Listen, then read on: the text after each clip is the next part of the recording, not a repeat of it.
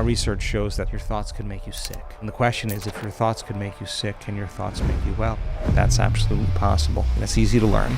So when you wake up in the morning, Dr. Joe Dispenza, researcher and best-selling author. He's one of the most sought-after speakers in the world. All with the aim of helping people better understand and unlock the power of their minds.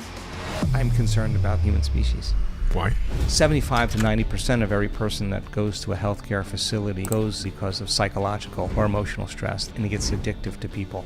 They need the bad relationship, the bad job in order to feel. And there's so much research to show that when they analyzed their life within some disturbing emotion, we saw that they were actually making their brain worse. But 50% of that story isn't even the truth. People are reliving a miserable life they never even had just to excuse themselves from changing. You can't wait for your wealth to feel success. You can't wait for your new relationship to feel love. But 95% of who we are by the age of 35 is programmed. Yeah, but there is a way to change. And so the model of change is breaking the habit of the old self and reinventing a new self. But if you teach people how to do that, in 7 days you can see very significant changes.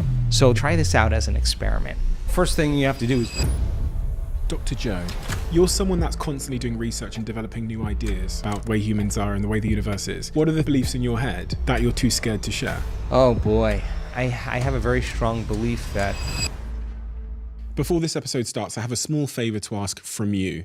2 months ago, 74% of people that watch this channel didn't subscribe. We're now down to 69%. My goal is 50%. So if you've ever liked any of the videos we've posted, if you like this channel, can you do me a quick favor and hit the subscribe button? It helps this channel more than you know, and the bigger the channel gets, as you've seen, the bigger the guests get. Thank you and enjoy this episode.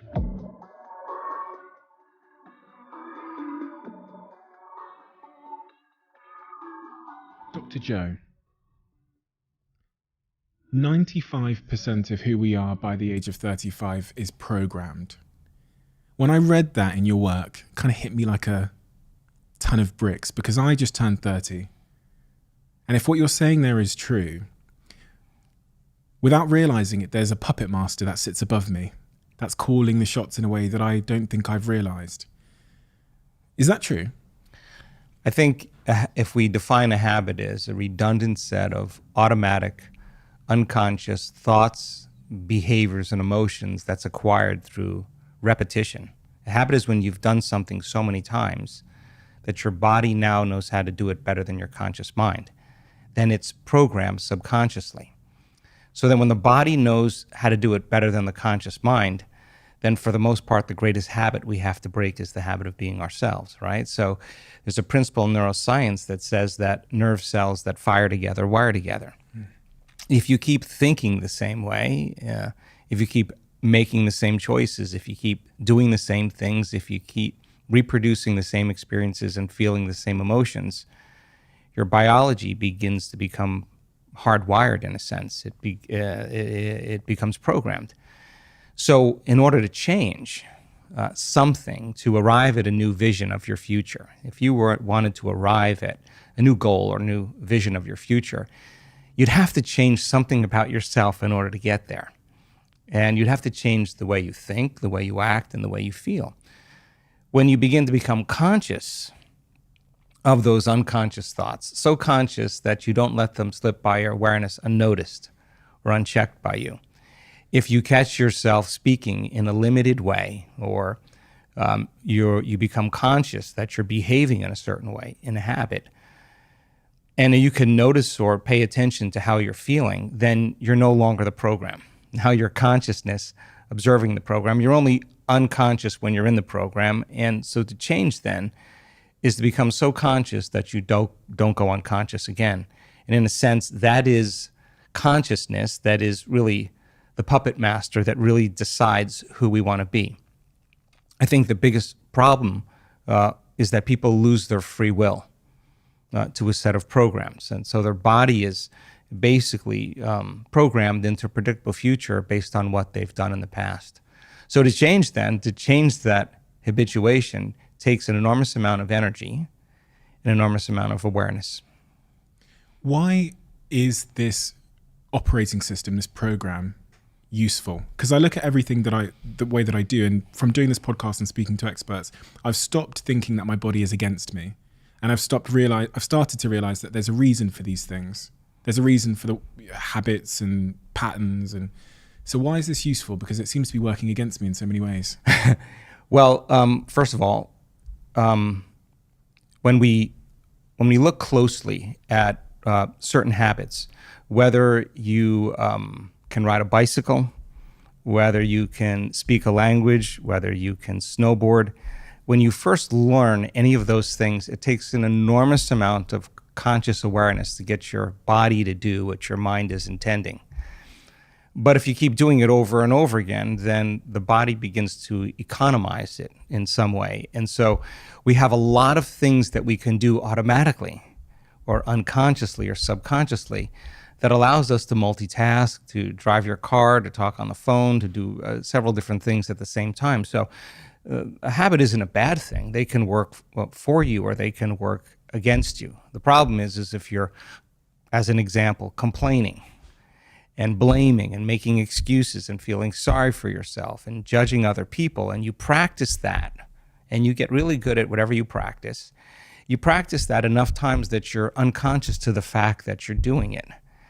The moment you become conscious that you want to change that, you're going to be uncomfortable. It's going to feel unfamiliar. It's going to feel some degree of uncertainty. You're leaving kind of familiar known territory and you're stepping into the unknown.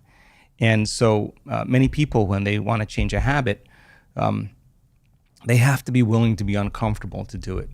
But habits can work for us. There's a lot of great habits that you and I both have that I would never want to change or would want to evolve in some way. But then there's a lot of habits that don't serve us. And so a person really wants to set a vision of the future, whatever that is, and they just have to agree that in order to arrive at that vision, they have to change in order to get there.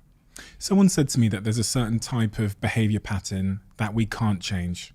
They said when we get trauma under the age of 10, things that happen at a very early age, some of those things cannot be changed. And then there's things that happen later in life that can be rewired and changed. Is that true? Are there some traumas, behavior patterns that just appear to be too stubborn and too resistant to change? If you asked me that question just a few years ago, I probably would have a different answer than I do today. Because if you look at a lot of the work that we're studying in terms of human change and human transformation, we've seen people with really difficult pasts, really brutal pasts that were abused and traumatized at a very early age, and then repeated traumas that took place in people's lives. And they had night terrors, and they couldn't be in relationships. They had social anxiety. They had a lot of health conditions. We've seen them completely change to be happy people again, to free themselves from the past. And so I would never put a limitation on change because I just don't think you can really predict that. I think many people that are learning how to change and they understand what they're doing and why they're doing it and how it gets easier, I think for the most part, people can change all kinds of things. And when they do change, our research shows that their brain changes, their heart rate changes, their gene expression changes. There's thousands of metabolites that are being released into their bloodstream that weren't there prior. There's a host of different changes that take place biologically that kind of support the person's transformation. Is there a specific transformation that sticks in your mind as being the clearest evidence that you should never write off someone's ability to transform? Wow. I'm so pleased to tell you that my beliefs have been challenged just in the last 2 years in witnessing so many different changes in people's health that I never knew was even possible. Everything from stage 4 cancers that were in a very progressed state that metastasized to organs and tissues and bones in the body, a complete reversal in that health condition. Not once, not twice, not 3 times. We've seen it many times. We've seen people that were blind, that have been deaf, that have ALS, that have lupus, that have MS, that have Parkinson's disease, that have spinal cord injuries, that have strokes, PTSD, myasthenia gravis, cystic fibrosis, muscular dystrophy. We had a woman that had her thyroid removed, surgically removed, and I know this is difficult even for me to accept, and grew a new thyroid back. We have the medical evidence for that. So I don't know any longer what the limit is. I think there's something really cool happening in the world when people believe in themselves. And when you believe in yourself, you have to believe in possibility. When you believe in possibility, you have to believe in yourself. So when somebody has the opportunity, and I think a story is, everybody loves a story. There's nothing better than a story. And when someone stands on a stage in front of 2,000 people and talks about their journey to heal themselves from a chronic health condition, and it's not always pretty. They lose things. They lose family. They sometimes lose their careers. They get sick before they get better. And you see this person's persistence, and you see that they were not doing the work, their inward work to heal. They were doing the work to change. And if they understood, if they truly changed, that their biology should change, and they were uncompromising every day in showing up for themselves and staying conscious of their unconscious self, and then reprogramming themselves in some way. When they tell that story, it's the 4-minute mile. It's somebody breaking through a level of consciousness or unconsciousness, and the collective that's observing the example of truth. They're actually relating with that person in a way that causes them to examine possibility differently. And when you become conscious of a new possibility, a change in consciousness is a change in awareness, right? So now it's in the collective. And lo and behold, it's not uncommon. We just had this happen in our week-long event in Denver just a little over a week ago, 2 weeks ago. And we had 6 people stand up out of a wheelchair by the end of the event. Now, I wasn't expecting that, but one person that had MS in the middle of the week had a very profound experience. And a professional athlete, NFL football player, and stood up. And he stood up for the audience. And when he stood up, he said, "I thought I was going to a yoga retreat. I thought my brother was taking me to a yoga retreat. I had no idea what we were doing here." And then he said, I just never loved myself. And it was his act of change that somehow changed his health condition. He somehow upregulated genes in different ways, suppressed the genes for MS, and somehow he was more mobile. He was walking by the end of the event, and he was the magic number one.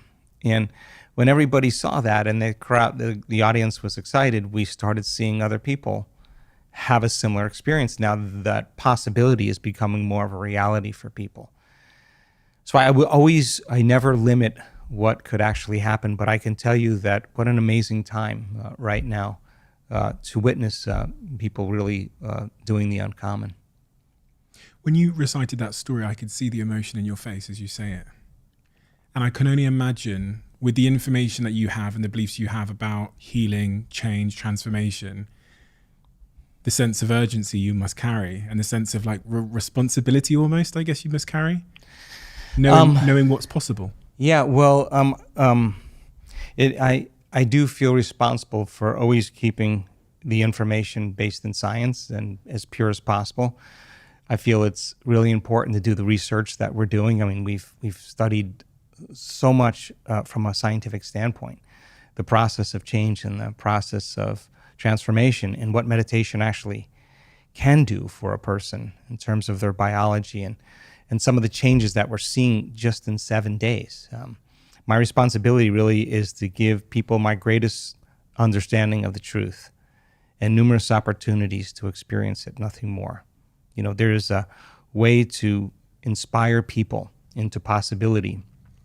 And so we combine different models of science, whether it's quantum physics or neuroscience or neuroendocrinology or psychoneuroimmunology, the mind-body connection, epigenetics, electromagnetism. All of these sciences allow people to understand themselves better. And if knowledge is power, knowledge about yourself is self-empowerment. You can empower people to do something with it. So the more you understand what you're doing in the process of change, the more you understand why you're doing it. As I said, the how gets easier. So we now know that if you give people sound scientific information, and that is the contemporary language of mysticism, and they can learn that information, they're basically making new circuits in their brain. That's what learning is. Learning is forging new synaptic connections. But if you don't review what you learn, if you don't repeat it, it's so much easier to forget it than to remember it. So you got to repeat it over and over again. So we allow people in our workshops to then begin to turn and teach it back to somebody. They have to really explain it. If they can't explain it, it's not wired in their brain, and something's going to be left to conjecture, to superstition, to dogma, to spirituality, and that's not the result we want. We want them to use science as that model, and if they can explain that model and remind themselves what they've learned, reproduce the same level of mind, nerve cells that fire together wire together. So they begin to install the neurological hardware in their brain. By teaching others. Yeah, exactly. So that they are prepared for an experience. So then, if that information is installed in their brain, that philosophy, that theory, that knowledge and information, and now they can remember it, and they have that model of understanding, and they understand what they're doing and why they're doing it. If we can set up the conditions in the environment and give them the proper instruction, if they can get their behaviors to match their intentions, if they can get their actions equal to their thoughts, if they can get their mind and body working together, they're going to have a new experience. Now, experience enriches circuitry in the brain. That's what experiences does. The moment those neurons begin to string into place, though, another part of the brain makes a chemical, and that chemical is called a feeling or an emotion. And the moment you feel unlimited, the moment you feel grateful, the moment you feel empowered, the moment you feel whole, now you're teaching your body chemically to understand what your mind has intellectually understood. The information is just not in the brain now. The information now is literally in the body. And now you're embodying the truth of that knowledge, of that philosophy, of that theory. So then you're teaching your body and instructing your body chemically to understand what your mind has intellectually understood. Okay, so then that information that's coming as a new experience is changing your biology in some way, and we've actually shown this. So then if you've done it once, then it means you should be able to do it again. And the idea is to be able to repeat an experience. And if you can repeat it over and over again, both neurologically and chemically, neurochemically, you can condition your mind and body to begin to work as one. And when you can do it so many times that your body now knows how to do it better than your conscious mind, it's innate in you. So I want to map out this process so that I make sure I understand it. Starts with the neurology, which I heard is a thought which you then ingrain in your mind by teaching it to someone else. Is that accurate? Well, first thing you have to do is you got to give people information. Yeah, information. And science is probably the closest to the truth in terms of information. And so when your brain is exposed to information and you're present and you're paying attention, that neurons begin to connect. That's what learning is. Learning is forging new synaptic connections.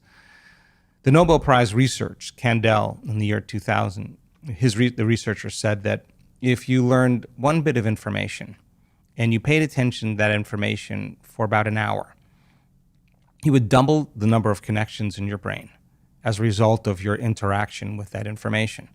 But if you don't review it, if you don't repeat it, if you don't think about it, the circuits prune apart, right? So if learning is making new synaptic connections and remembering is maintaining and sustaining them. So it's so much easier to forget this information than to remember it. So you learn it. Once I got a person's head nodding, then they turn to the person next to them and say, let me try this out. Let me try this out and let me see if I can repeat it. And so between the two of them, they exchange that information and they start to build a model of understanding. I understand, I got that, okay. Then we advance the information a little bit more and they're adding new stitches into the three-dimensional tapestry of their gray matter. And they have to remind themselves what they've learned, reproduce that same level of mind. Mind is the brain in action. As you install those neurological circuits in your brain, then now you're prepared. It's the forerunner to the experience. You're prepared for the experience. So give the proper instruction, get your body involved, get involved in the process. The experience then causes circuits to become more enriched. That's what experience does. And then it makes a chemical, and that chemical is called a feeling or an emotion. And the stronger the emotion you feel from the experience, the more you remember it. And what is that experience? What can Abundance, health, wholeness, a mystical experience, success, a new relationship, a new career, a new life, whatever the person's, whatever that vision that person wants to arrive at in the future. And to actually go from the thought of that vision to the actual experience of it. And the distance between that thought and that experience is called time. So if we can teach people to shorten the distance between the thought of what they want and the experience of having it, then they start believing more that they're the creator of their life. What would you say to somebody that doesn't think thoughts matter that much? I would say 95% of the world plus, or maybe more, 99% of the world plus, sees thoughts as something that we are, it's my head talking. It's me talking in my head. And as long as I don't act on those thoughts, they're inconsequential. I would say then that's the truth. Is it the truth? I don't know. But for me, my thoughts do matter. I think every thought that you have makes a chemical. And you can have thoughts that make you feel good and thoughts that make you feel bad. And I think that if 90% of the thoughts that we think are the same thoughts as the day before, the same thoughts lead to the same choices. The same choices lead to the same behaviors. The same behaviors will create the same experiences.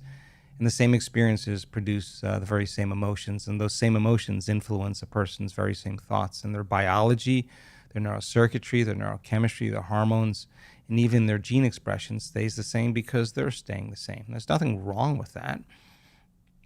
But I do think that if you think differently and you learn new information and you have new thoughts, if you can make new choices and demonstrate new behaviors and create new experiences and arrive at new goals and feel new emotions, I would say that's evolution. And I think that people really, really secretly believe in themselves on some level. And I think being defined by a vision of the future, or really always dreaming of another great experience, I think is a great reason to wake up in the morning. I've had lots of conversations with very smart people on this podcast from multiple disciplines, psychiatrists, psychologists, athletes, health practitioners, and they've given me such great advice which is irrefutable scientific advice on so many areas of my life. And for some reason, there's still areas of my life that I still can't act upon that advice. And I think probably for most of my listeners who've heard great advice on this podcast and they think, yes, that's who I want to be. I have an intention to stop eating sugar at 1 a.m. at night, or I have an intention to become organized or to be this kind of friend or partner. They have the information. Right. There's something stood in the way of me doing something about that information on a regular basis. Yeah. Well, I can give you a few answers for that. Unfortunately, it normally takes crisis, trauma, disease, diagnosis, betrayal, loss. The person has to reach that lowest denominator where nothing's making that feeling go away. Has to. Well, they don't have to, but this is human. This is the human condition. This is the moment where they don't feel like returning the texts. They don't feel like going to dinner and seeing the same people. They don't feel like watching the same television show any longer. The sports car, the wardrobe, none of that is making this feeling go away. This is a moment of reckoning for the soul. And this is really when you could actually see yourself through the eyes of someone else, because you don't feel like yourself anymore. And that's the moment where people begin to change. They can see how they've been thinking. They can notice how they've been acting. They could pay attention or become aware of how they've been feeling for the last 20 years. And that idea in neuroscience is called metacognition. That's the moment you're no longer the program. Now, what we believe and what we've seen and what I think is much better approach is being defined by a vision of the future. And if you understood that you could actually elevate your state without anyone or anything every single day, and hold whatever that intention of your future is. And it takes a coherent brain to do that. And feel the emotion of your future before it happens. That is, you can't wait for your wealth to feel success. You can't, or abundance. You can't wait for your new relationship to feel love. You can't wait for the mystical experience to feel awe, or your healing to feel whole or grateful. That's kind of the old model of reality of cause and effect, waiting for something out there to change, to take away this emptiness, this lack that I feel in here. If you teach people, then they could elevate their state, and we teach that model through meditation. And they can combine that clear intention with an elevated emotion and teach them how to make that heart of theirs more coherent. If they do that properly, then they'll live their life feeling like their future has already happened. Now, from that elevated state, instead of that self-limited state, they can become as conscious of that unconscious self as they could if they were at that limited state, and being defined by that vision of the future, getting up every day inspired by it, and not letting any person, any circumstance, anything in our life remove us from that vision.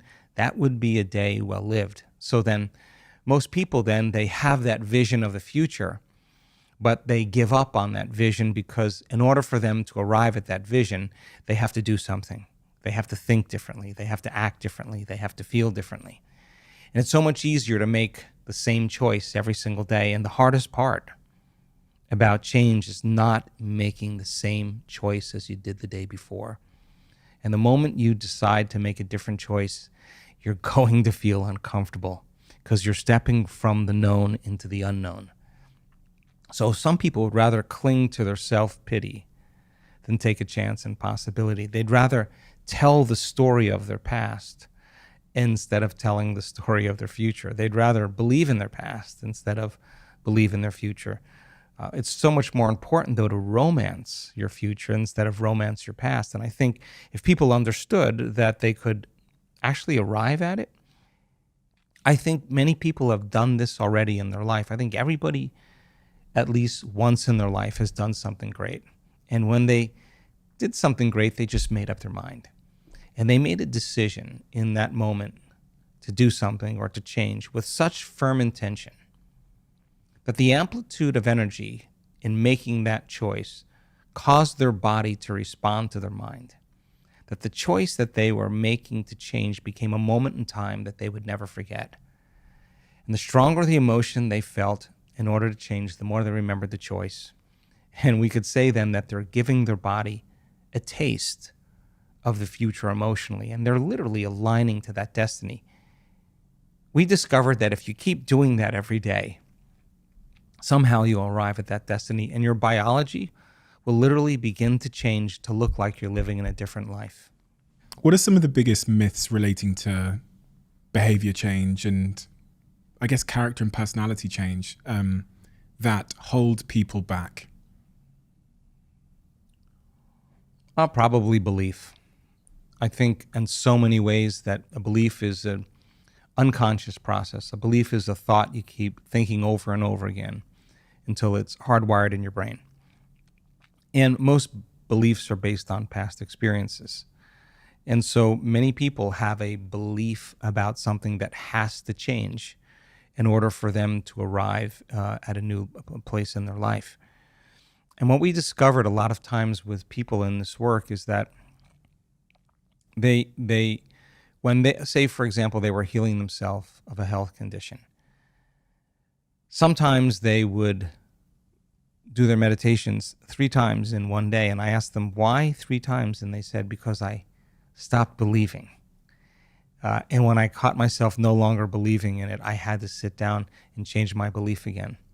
In other words, they had to get up believing more in their future instead of believing less in it. And they have to change their state of being to do that. So I think that that's a limitation. I also think that unconsciously we're always waiting for something out there in our life to change so that we can change or feel the relief of the lack of what we don't have. And I do think that's kind of a limited model of reality. I think when you start changing inside of you and you start seeing the change is happening outside of you. You go from being a victim in your life to being a creator of your life. And I think that when that occurs, then all of a sudden it's no longer a have to. It's something that you want to do. You actually don't want the magic to end in your life. So now you become a work in progress by investing in yourself. And when you invest in yourself, you invest in your future. So there's probably a chronic disbelief that many of us have that we're not creators of our life.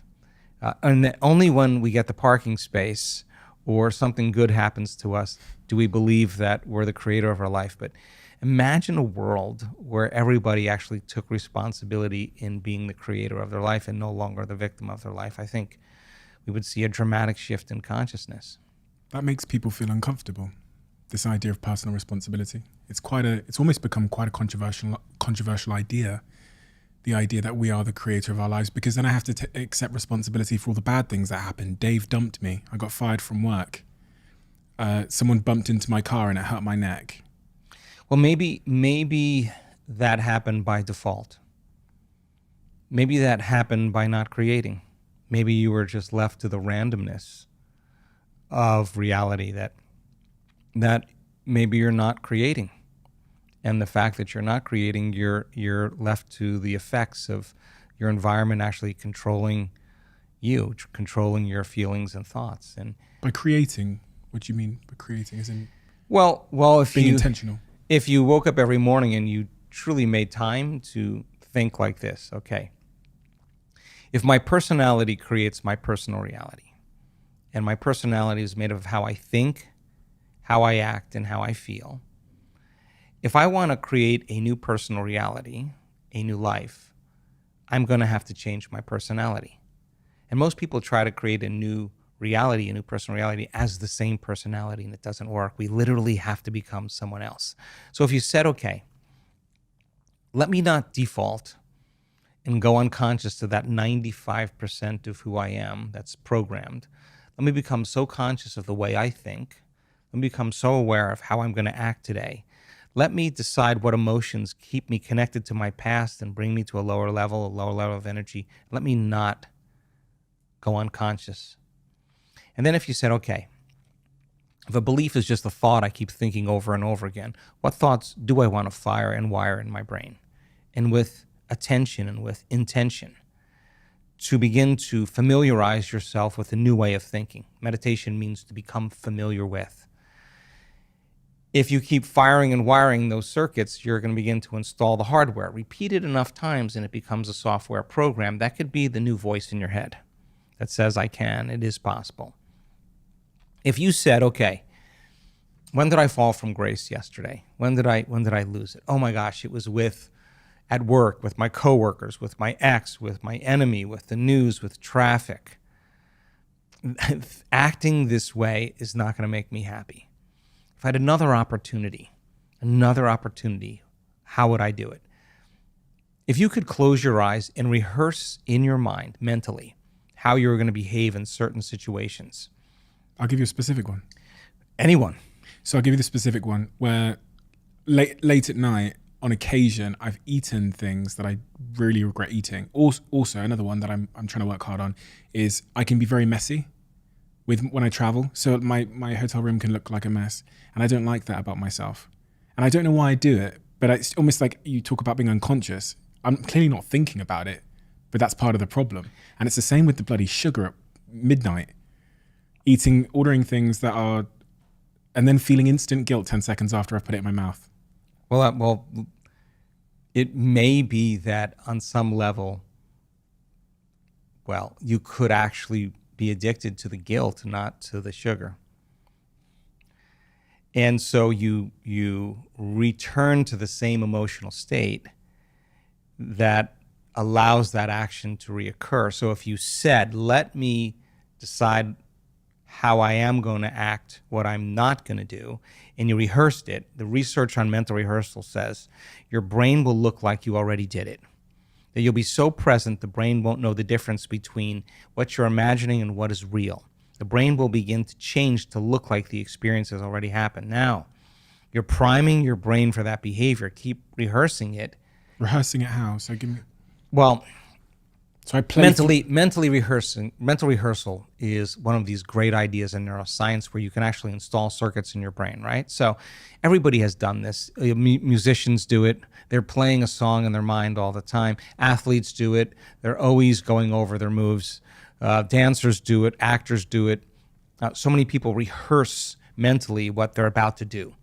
And when they do that, they actually prime their brain. They actually can change their brain and change their body just by thought alone. Physiologically change it. Physiologically change. You can take a group of people that never played the piano before and divide them into two different groups and do functional brain scans on both groups. One group, they'll come for 2 hours a day for 5 days, and they'll practice these one-handed scales and chords. Now, you learn something new, you make new connections in your brain. You get some instruction, you get your body involved. When you get your body involved, you're going to have an experience. You pay attention to what you're doing and you repeat it over and over again. Nerve cells that fire together, wire together. You're going to begin to install new circuits in the opposite side of your brain. That's common. You do the scan at the end, you see those actual physical changes. You take those people, the other group, and you ask them to close their eyes without lifting a finger. Have them mentally rehearse those scales and chords, and at the end of 5 days, they grow the same amount of circuits in their brain as the people who actually physically demonstrated the act. In other words, they were so present with what they were doing, the brain did not know the difference between the real-life experience and what they were imagining. The brain was physically changing to look like they already experienced it, they already did it. So now, you take those people, never played the piano before, they've just been mentally rehearsing for 2 hours a day for 5 days, you set them in front of a piano, and they could actually play those scales and chords. Why? Because they primed their brain for that behavior. So then if you're going to prime your brain for a new behavior, whether you're the CEO of a company, whether you're a parent, whether you're learning something, the more you rehearse it mentally, the more you prime your brain and body for the act. So you could actually practice rehearsing how you're going to change in your life. And if you keep doing it enough times, your behaviors will match your intentions automatically because you have the mind installed to do it. If you don't have the mind installed to do it, you'll go back to the same past behavior. So I play through that scenario of making the decision differently. Exactly. And rehearse it in your mind until it feels right, until you feel like I could actually do that, and go from start to finish without losing your attention. And so that it gets easier each time you do it. It makes sense then you'll actually do it. And then if you said, okay, enough of this guilt. I've felt enough of it. I don't like feeling that way. I could actually break the conditioning of that emotion in my body. Can I condition my body? Can I teach my body to feel something differently? What would be the feeling that I want to feel if I was able to do it? Would it be worth? Would it be self-love? Would it be freedom? Would it be joy? Let me teach my body emotionally what a future could actually feel like before it happens. If you keep doing it over and over again, you're going to start making more of those chemicals, and it's going to become easier for you to do it. It's going to become familiar to you, and that's exactly what meditation is, to become familiar with an old self, to know thyself, to become so conscious of that unconscious self that you don't go unconscious to that self. And how many times do we have to forget? Until we stop forgetting and start remembering, that's the moment of change. What thoughts do I want to fire and wire in my brain? Let me become familiar with those. What behaviors do I want to demonstrate? What would greatness do? What would love do? And actually rehearse a greater way. Rehearse it enough times so that you could actually step into that footprint. Teach your body emotionally that there's another way to feel, and do it over and over again. It'll become familiar to you. And so the model of change is unlearning and relearning. It's breaking the habit of the old self and reinventing a new self. It's pruning synaptic connections and sprouting new connections. It's unfiring and unwiring, refiring and rewiring, deprogramming and reprogramming, losing your mind and creating a new one, unmemorizing emotions that have been stored in the body and then reconditioning the body to a new mind and to a new emotion. Turns out if you teach people how to do that, in 7 days you can see very profound biological changes if they immerse themselves into the experience. And what do those biological changes look like? Well, so we run week-long events around the world. And I think it's so important to do events in person with community because it's a flock, it's a herd, it's a school, it's a collective. And so That exact process in 7 days, we take people through a very immersive experience. And we do functional brain scans or fMRIs or quantitative EEGs before they start the event. And then at the end of 7 days, we look at their brains at the end of 7 days. And there are dramatic changes in the way their brain works, very significant changes. Some of them are really outstanding changes. We teach people how to create more heart coherence. When you feel anger, when you feel frustration, when you feel impatience, when you feel resentment, your heart beats out of order. When you feel gratitude, when you have kindness and care, when you feel love for life, your heart beats in a more orderly fashion. You can actually train somebody to get good at feeling that way. And we use that, and we see people at the end of 7 days be able to regulate their heart much better. And it's a function of really how soon or how slow we age. We take blood and we measure 2,882 different metabolites in a person's blood. And at the end of 7 days, we measure again. And I can tell you that if you're a novice meditator, really never meditated before, kind of your first event, and you go through that 7-day process, at the end of 7 days, there's so many biological changes that are taking place in the collective, in the community, not just one, not just two, the majority of people, and I mean a significant majority of people, suggesting that their body literally is living in a new environment, in a new life. And there are chemicals in their bloodstream in terms of information that wasn't there prior to the event. In other words, some way, without taking any drug, without taking any exogenous substance, without changing their diet, without changing their lifestyle in any other way except going through this process, eating the same foods that they typically eat, that at the end of 7 days, there's chemistry, there's biology that suggests that somehow their biology is changing significantly. We measure gene expression. I can tell you that you can change your gene expression in 7 days.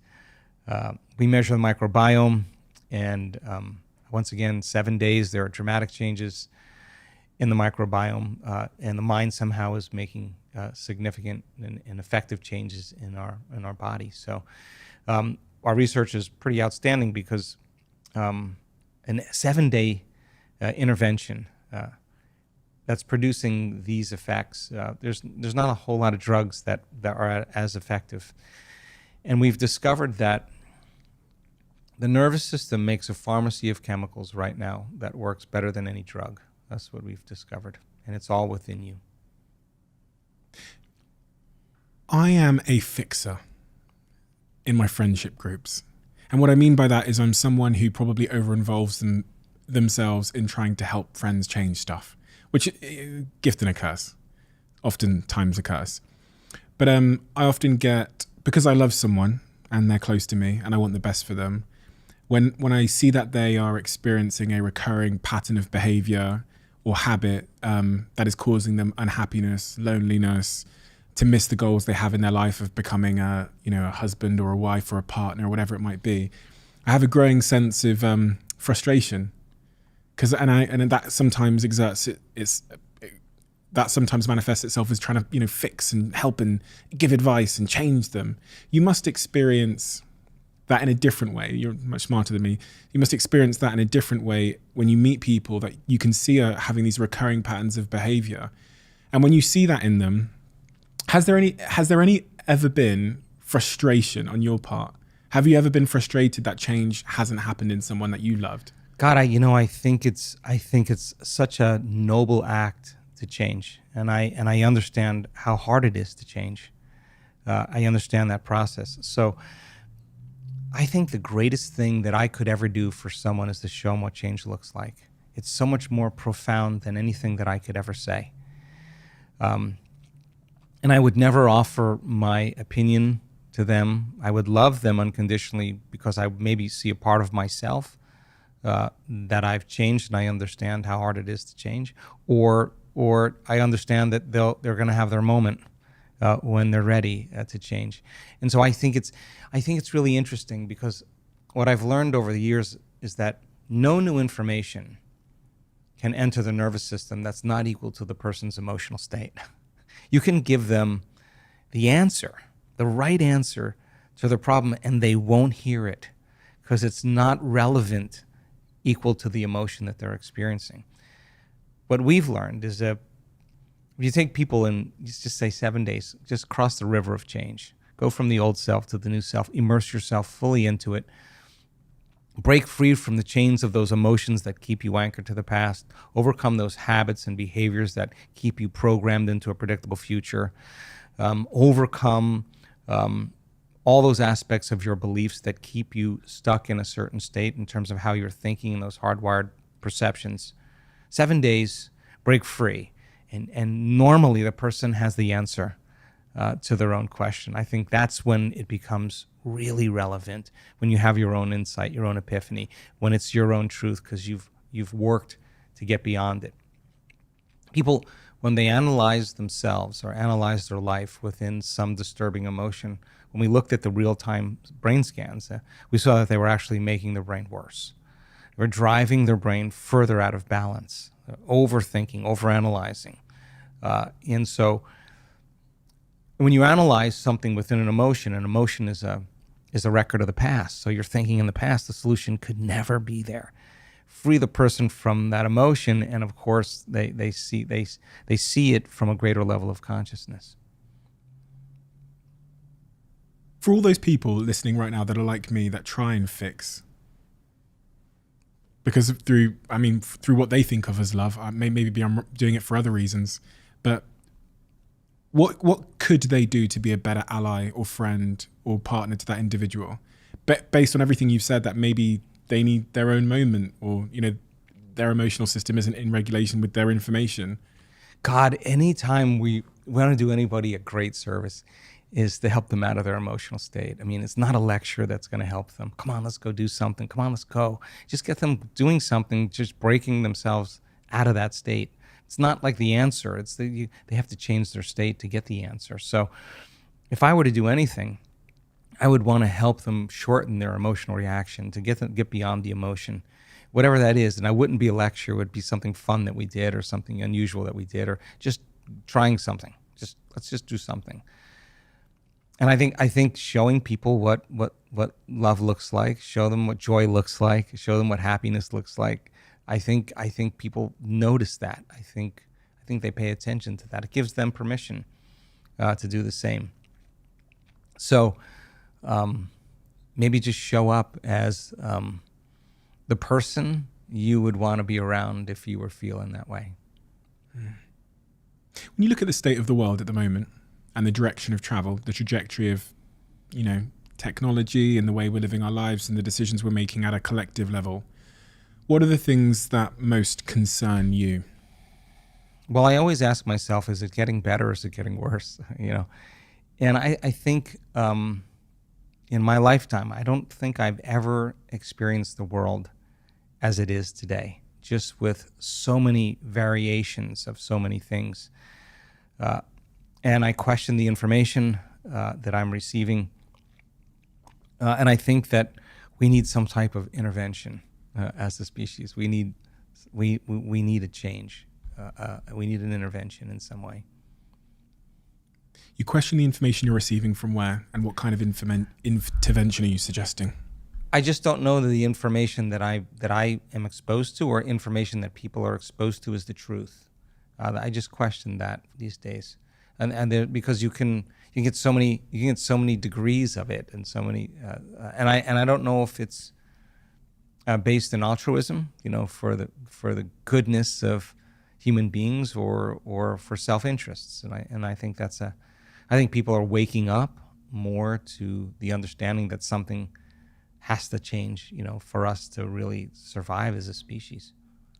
And what are the symptoms of the cultural disease that you're talking about? What are they? A lack of connection.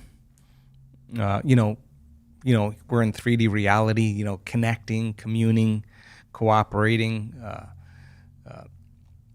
creating. I think those are things that I think if you keep people in survival, and you keep them in fear, and you keep them at war, and you keep them angry, and you keep them in pain, and you keep them confused, and you can control their attention by controlling their emotions, I think we're gonna, we may not make it, as a species. But I think that when people truly come together in an elevated state, I think it's collective networks of observers that determine reality. And I don't think it's the number of people. I think it's the most coherent in heart and brain that begin to produce effects.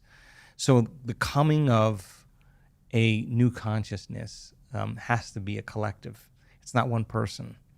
It's a collective group of people. And I believe that you get enough people collectively coming together that we can hopefully steer it in a different direction. Hopefully. Yeah. How about you? Are you optimistic? I am. I'm optimistic because I think people by nature are good. I think there's goodness in human beings, and I have the privilege of traveling around the world, and I see that, and it transcends countries and cultures and races and gender. It transcends diet. It transcends all that stuff.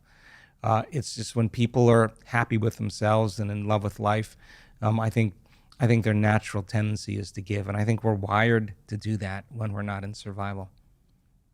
When we're not in survival. When you use this word survival, are you talking about the fight or flight state that we many of us live in? Yeah, and the I would say that living in stress is living in survival, and stress is when your brain and body are knocked out of homeostasis. Stress is when your brain and body are knocked out of balance. The stress response is what the body innately does to return itself back to balance. The problem is that if you keep turning on that fight or flight system, you keep turning on that emergency system, you'll actually cause people to stay out of balance, and that imbalance becomes the new balance, and they're headed for some type of disease, some type of breakdown. No organism can tolerate emergency mode for an extended period of time, and when you're in survival and that primitive system is switched on, it's really about the self.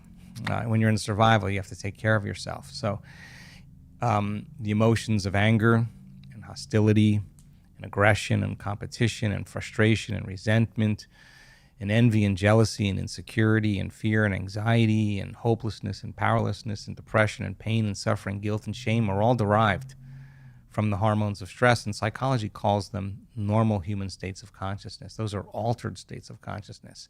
And when we're in that state, when we're living in survival, we experience separation. We divide in a lot of ways. And so there's biology that goes along with that, and the hormones of stress heighten the senses and cause us to become materialists. And now when we're in lack or separation, we force outcomes, we control outcomes, we fight for outcomes, we compete for outcomes, we manipulate outcomes. In a lot of ways, we turn into a more of a primitive self. So it's hard to change that, especially when you don't have enough money, or you just lost your job, or you just ended a relationship, or your best friend passed. It's really hard to move beyond those emotional states. And so I think that teaching people how to change those emotional states and move out of those are really important. And 75 to 90% of every person that goes to a healthcare facility in the Western world goes in because of psychological or emotional stress. That's 8 or 9 out of 10. And emotional stress and psychological stress are the ones that tend to be the most harmful. Because if it's not T-Rex that's chasing you, but it's your coworker in the next cubicle, what was once very adaptive becomes very maladaptive. And the rush of those adrenal hormones become kind of addictive to people. And they use the problems, they use the conditions in their life to reaffirm their addiction to that emotion. They need their enemy to feel hatred. And if their enemy died, they'd still feel hatred, or they'd find another one. They need the bad relationship, they need the bad job in order to feel, and that's why it's hard to change. And people become addicted to the life they don't even like. And so if you can turn on the stress response just by thought alone, by thinking about your problems, then that's the truth. You can become addicted to your own thoughts. And if the long-term effects of the hormones of stress push the genetic buttons that create disease, your thoughts can make you sick. And then the question is, if your thoughts could make you sick, can your thoughts make you well? And we're actually discovering that that's absolutely possible. So then teaching people then a little bit about how to manage their emotional state and to self-regulate, I think is a great gift for people, because when they begin to break an addiction to any emotion or the conditioning of any emotion, there's going to be cravings that go on just like any addict there, and many people overdose and many people have bad trips. And so when they start changing and the body's craving those familiar emotions, the body starts signaling the brain, of memories, or to think certain ways and to make certain choices, do certain things, crave certain experiences just to feel that same emotion. And people say, well, this feels right. No, that feels familiar. That really feels familiar.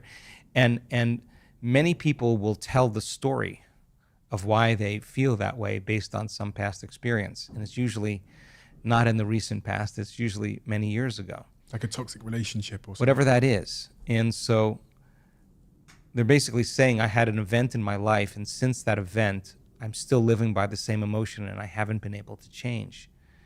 And they'll tell the story of that past. And in psychology, the latest research on memory shows that 50% of that story isn't even the truth. They're making it up because they don't have the same brain as they had then. And so then people are reliving a miserable life they never even had just to excuse themselves from changing. And they embellish the stories so that it sounds really hard to change. So what is that point then for a person when they say, the only person that this emotion of hatred or anger or frustration or resentment, the only person that this is hurting is me? Because those chemicals are down-regulating genes and creating disease. And a person finally really realizes that, and they really decide to change. When they overcome the emotion, the memory without the emotion is called wisdom. And that's the name of the game in three-dimensional reality. Now they're ready for a new experience. It's not reliving the past. You don't need to. You don't need to talk about it. All you need to do is overcome the emotion. When you overcome the emotion, you're free from the past. You can see it from a greater level of consciousness. And that's when a person, so many times when they truly change, they'll say this. We've seen it over and over again. They reach that point where they finally break through, and some of them have had some really difficult pasts. They'll say, I would not want to change one thing in my past because it brought me to this moment. That's the moment the past no longer exists. And they can look at their betrayers and see it all had to happen for that moment. And now they're free. They no longer belong to the past. They belong to the future. I've never heard the concept or idea of being addicted to a negative emotion. People talk to me about being addicted to dopamine and pleasure and, and all those things, and, like masturbation and sugar. But the thought of being addicted to a negative emotion, it's what you said to me earlier about the guilt. Well, think about this. What do people do when they feel an emotion? What do? They rely on something outside of them to make that emotion go away. So whether it's the masturbation or the pornography or the gambling or the shopping or the sugar or the whatever, it's all because they're trying to make that feeling go away, and they're using something outside of them. So then there is some emotion that the person is regulating. That's why they're doing that. They're doing that, right? So change the emotional state, and it makes sense then the need to do it diminishes. Which doesn't seem to be very easy to do. Change my emotional state. Well, again, I think if you understood what you were doing and why you were doing it, just like learning anything, if you understood a formula, I think it wouldn't be as hard as you think it is. I mean, because there is a way to change. And step one in that process of change is new information. Always. It's the forerunner to any experience. Without the information, we doubt that it's possible. And the information and the science removes the doubt. I was doing some research recently about why people change their beliefs and why they don't change their beliefs. And some beliefs they're more susceptible to take on. Some information they're susceptible to take on. One of the things I read about was when they believe the source. Another thing I read about was when it's good news, So if in studies where they say to someone, you're more attractive according to the public than you believed, they're likely to shift rather than finding out they're less attractive. And also things like health. You're more healthy than you thought you were genetically. They're more likely to shift a belief. The nature of our beliefs and the nature of belief change. I was writing in my book about how looking in the mirror and telling yourself something, like some of the sort of modern day manifestation community believe, doesn't seem to work. Just looking in the mirror and telling myself that I'm beautiful and rich and successful and powerful doesn't seem to be an effective way to cause actual belief change. Do you agree or disagree with this idea that you can look in the mirror and say something to yourself?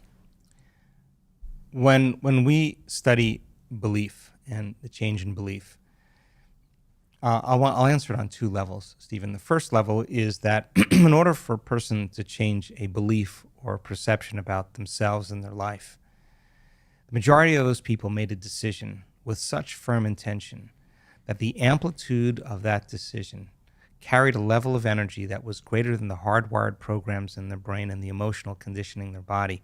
As I said earlier, their body literally responded to their mind.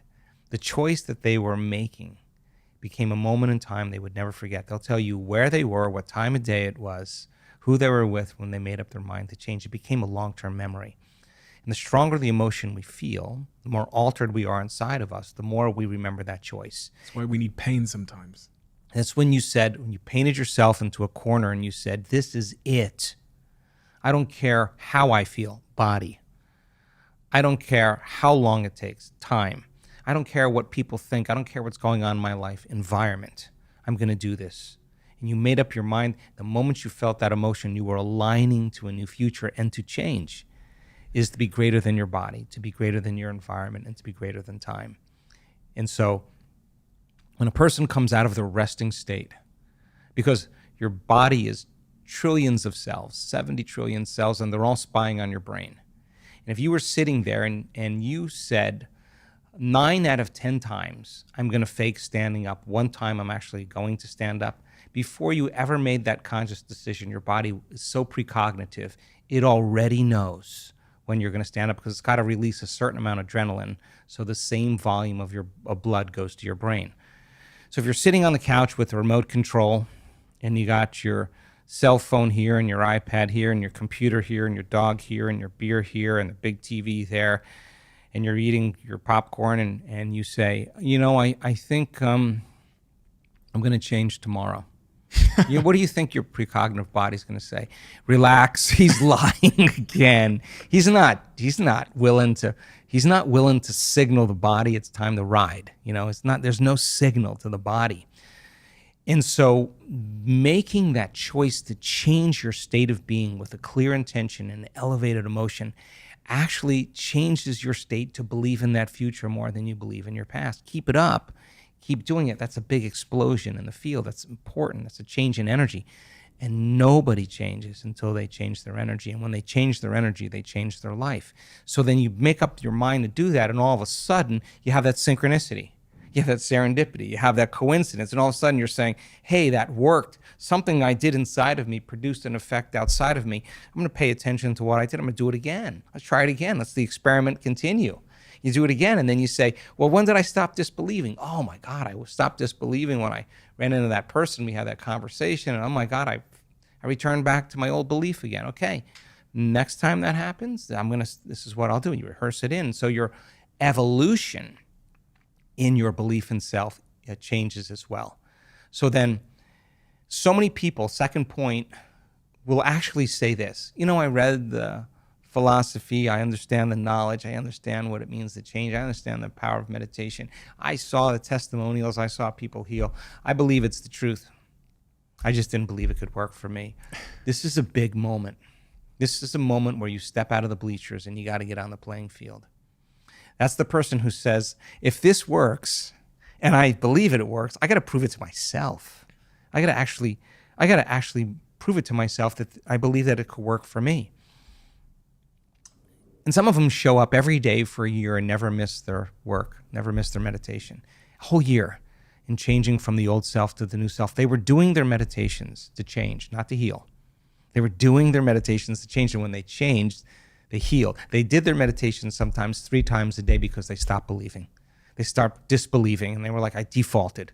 Why? Because I'm feeling the emotion of my past. Some stray thought, some response to someone or something caused me to feel it, and I forgot. I'm back to the emotion that's familiar, and I can't believe in that future. I'm believing in my past. Let me sit down and change my state of being again and get up believing in my future again. And sometimes they had to do it 3 times in one day. And when they understood that's the environment that signals the gene, that's epigenetics, and the end product of an experience in the environment is an emotion, and it is, you could actually signal genes ahead of the environment by changing your emotional state. They were doing it with that intention. And when you assign meaning to the act, you get a greater outcome, and you turn on the prefrontal cortex, and now your biology literally begins to change. And we have data that suggests by just having the intention to make certain genes, to make certain proteins, or signal certain genes and make certain proteins, just having the intention literally begins to cause the body to make those chemicals. And what causes relapse in those moments? Because I've had multiple moments of where I thought behavior change had been established, and I managed to conduct a new habit cycle and new behavior, favorable intended behavior for a period, and then something happens in my life, almost subconsciously, seamlessly, and I'm back to the old circuitry. You went unconscious. And normally it's unconscious to some thought or some response in your environment. You see someone, or you do something, or you have some interaction in your outer world, and the moment you have that interaction, it causes you to feel a certain way, and you return back to the past. Basically, the emotion is the past, and that the body's actually living in the past. It's so objective, it doesn't know the difference. It doesn't know the difference between the real life experience that's creating that emotion and the emotion that person's living by every day. It's believing it's in the same past experience again. And it will behave in the past, and it will think in the past. Subconsciously? Subconsciously, seamlessly. So I could, for example, if going to, I don't know, let's say France, I had a traumatic experience in France when I was 10 years old, let's just say. And then I go to France when I'm 30 years old, and I get back, I just start eating junk food, for example. And I don't know why. I've like fallen out of my gym habit and I'm eating junk food. That theoretically, that could be my subconscious that's falling back into it's experiencing that survival without me knowing it. Yes. So if to change is to be greater than your environment, to be greater than your body, and to be greater than time, then your neocortex, your thinking brain, is a reflection of everything you know in your life. It's an artifact of the past. It's a record, repository of everything you've learned and experienced to this date. And you have a neurological network for everything known in your environment. Your parents, your friends, your car, your computer, every object, every person, everything. You have a neurological network for your identity as your body, from your past, for your ambitions in your future. Your brain is a reflection of everything that's known. And because you've experienced all these elements in your environment, there's an emotion associated with it. So you have an emotion associated with certain people, different emotions associated with other people, different emotions associated with other objects and things, and other places in time. So then there's so much research to show that when you put a person in the same environment, and they see the same people, and they go to the same places, and they do the same things at their exact same time, it's no longer their personalities creating their personal reality. Their personal reality is creating their personality. Their environment is controlling unconsciously or subconsciously the way they're thinking and the way they're feeling. So when they see their coworker, when they see their friend, when they see their parents, they're seeing their parents, their friends, their coworkers, and the neurological network as a memory of the past. And because every one of those people has an emotion associated with it, they start feeling the emotion that's connected to them.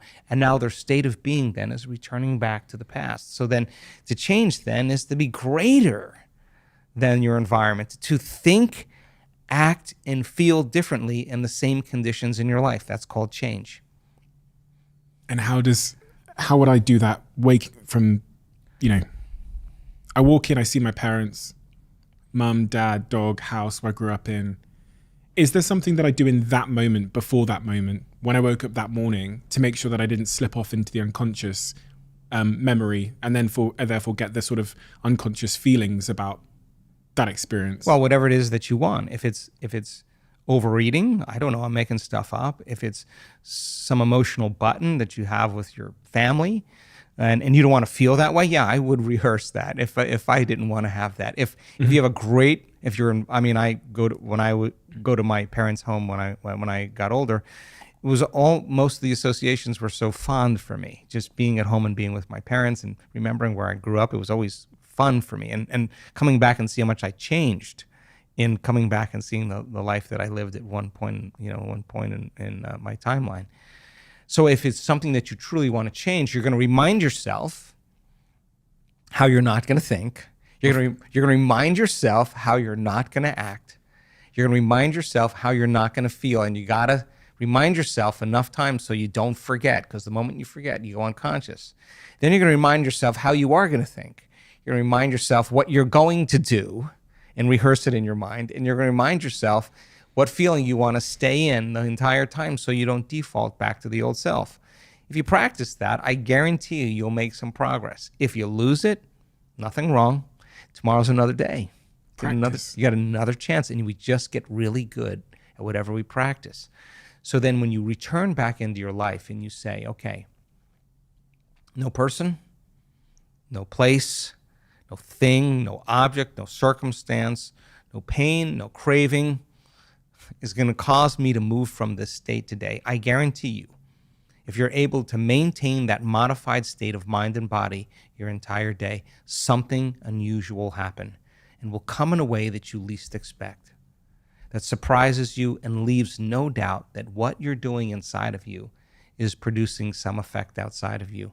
And the moment you see the feedback in your environment as a result of your internal change, you're going to pay attention and do it again. And you're going to start believing, God, did I really create that? Did that really happen because of how I changed? That's when the game really begins to become exciting. Practice. I've been at it a long time. I can tell. Practice. Yeah. People hear that, they go, Joe, how long? How much practice? You know, are you talking about, I've got to do this for 3, 4, 5 years, or, you know, and that practice, what does that look like practically for someone like me who hears everything you've just said and wants to make changes in key areas of my life? Okay, so there's 2 times when the door to the subconscious mind opens up. When you wake up in the morning, because your brain waves are going from delta to theta to alpha to beta. And when you go to bed at night, you go from beta to alpha, theta to delta. And you slip through that scale pretty quickly in the morning and the evening. But your brain waves start to change during those times. And one of the features, one of the important elements of meditation is to get beyond the analytical mind. And what separates the conscious mind from the subconscious mind is the analytical mind. So 5%, as we said, is our conscious mind, 95% is programmed subconsciously. And if you're going to try to change yourself with your conscious mind, you're outside the operating system.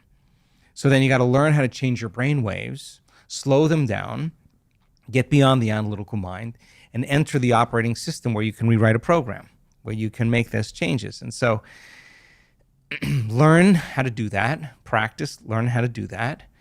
And again, it's not a big deal. It's easy to learn. And then once you can slow your brainwaves down and you're more suggestible to what you're thinking, now you can reprogram. You can't do it with your conscious mind. You can say, I'm healthy, I'm wealthy, I'm wealthy, I'm unlimited, I'm happy, I'm whole, and your body's saying, no, you're not, dude. You're miserable.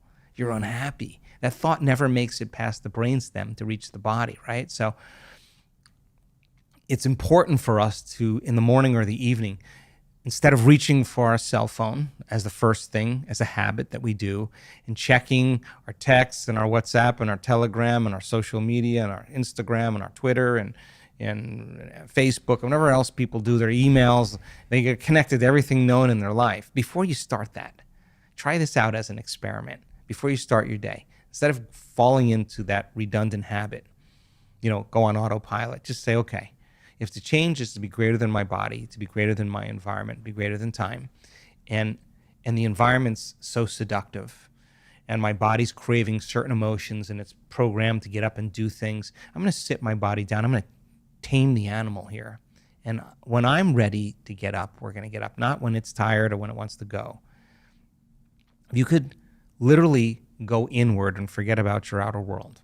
no longer think about anything out there, if you could lose track of the familiar past or the predictable future and fall into the present moment, and if you were sitting there in silence, aware of nothing but you, and you said, okay, what is the greatest expression of myself I can be today? And do that exact process. Let me write down 2 thoughts that are not going to slip by my awareness unnoticed by me today. 2 memories, whatever it is. What are 2 behaviors I want to change today? Let me stay conscious of them and not go unconscious to them today, even if it means how I speak. What are 2 emotions that I live by every day that I can literally change? I want to become conscious of what they feel like in my body. I want to catch them the moment I start feeling them. Let me review them over and over again enough times so I don't go unconscious. Okay, now I'm conscious of my unconscious, that 95%. How do I want to think? How would greatness think today? Let me review it. Let me repeat it. Let me remember how I am going to think. Let me remember how I am going to think. Let me remember how I'm going to behave here. How am I going to act here? Let me rehearse a change I want to make in a certain circumstance. Let me think about how I do want to feel today. Let me open my heart to life again. Let me feel kindness and care and love and gratitude and appreciation. Let me just bring up that feeling. Let me feel it with my heart. Let me keep bringing it up so I can bring it up enough times. I want to get so good at bringing up this feeling with my eyes closed, I can do it with my eyes open. You practice that, and you not make a decision to not get up until you feel that emotion. And ask yourself, can I stay in this state my entire day? And if you can't, and you go unconscious, ask yourself at the end of the day, how'd I do? Where'd I go unconscious? Okay, tomorrow morning, new day, new lifetime. Let me go again. Let me try again. And it's the practice, it's the repetition that causes the change. Now, here's the beauty behind this, because all of a sudden, when those synchronicities start to happen, when the coincidences start to happen, it's no longer a have to. It's no longer, oh, geez, I got to go create my life. It's not like that. It's like the magic is happening, you don't want it to end. Like you realize that you are actually creating outcomes in your life, and now you're wanting to do the work because you want the magic to continue in your life. And that's kind of what I'm super proud of with our community. We're doers, they do the work, not because they have to, because they love all the changes that happen in their life as a result of it, whether it's a mystical experience, a transcendental moment, a great opportunity in their life. They're like, wow, I somehow had a hand in creating this. And so the excitement of life, the adventure of life, the unknown becomes the quest. I'm so I got to admit, I'm one of those people that wakes up in the morning and then just gets dragged off out of the bed by my phone and notifications and off into my day, totally unconscious. And there's been so many things that I reflect on in my life and go, man, I just really want to. I'll get home at the end of the day and I'll look at certain instances where I responded in certain ways and go, man, I hate that about myself. And I really want to change that. And it happens again the next day. And I come home and I think, man, I hate that about myself and I really want to change that. And it happens the next day. And it's been happening for 2 years. When do you want to change that? When you're ready to change that, you will. When it becomes boring and it becomes predictable. I don't want to have to wait for a crisis or, because. Well, now that you know, you can't not know. Yeah, I know, yeah. Now that you know, you can't not know. And on some level, you may have a belief that you think this is hard. Yeah, I do. Yeah. Because I've struggled with it. Yeah. And it's just like you learning snowboarding and never taking a lesson, right? It's going to be it's going to be tenuous. It's going to be challenging. It's going to be difficult. Put your time in and learn how to do it, and it gets easier as you do it. It's just like you just have to learn the formula. There's a formula that we've discovered that it's actually enjoyable when you do it right, and you actually like it. People want to do more of it because it feels so good. And I mean, you look at the HRV measurements with our community. Look at our brain scans. These are people that they're not faking ecstasy. They're not faking it. Their brain is at such a level of arousal. And the arousal is not pain. The arousal is not fear. The arousal is not aggression or anger. The arousal is ecstasy. The brain is going in this heightened state. They're making a connection to something really big. And that feels really good. And when they realize that they've hit something really big and it's not coming from anyone or anything outside of them, they stop looking for it out there and they realize it's been within them the whole time. I think so many people want so many things in their life, but what we really want is wholeness. Because when you have wholeness, you can't want. How could you want when you're whole? You only want when you're in lack. When there's brain and heart coherence, there's a level of wholeness that takes place where a person is no longer interested in separation or lack. They feel like they have everything they want. That's a great place to be in. And we've discovered that the more relaxed you are in your heart, the more awake you are in your brain. It's relaxed in the heart and awake in the brain. And we teach that. People actually can get good at doing that. I really want to talk to you about this brain coherence and this heart coherence. I have to close off on that morning routine thing by asking you, exactly what did you do this morning? Ooh. This morning? I was up probably around 4:30. Yeah. Why? Because there's nobody that can bother me at that time. There's no emails, there's no texts, it's my time. What time were you in bed? Probably between 10 and 11. Okay. Is that not enough sleep for you, huh? Well, no, that is. I think I actually measure my sleep, and I look at it every day. That's part of the reason I'm dragged out of bed. But yeah, for me, 4 a.m, 5 a.m. is a really great time. I've just conditioned my body that way.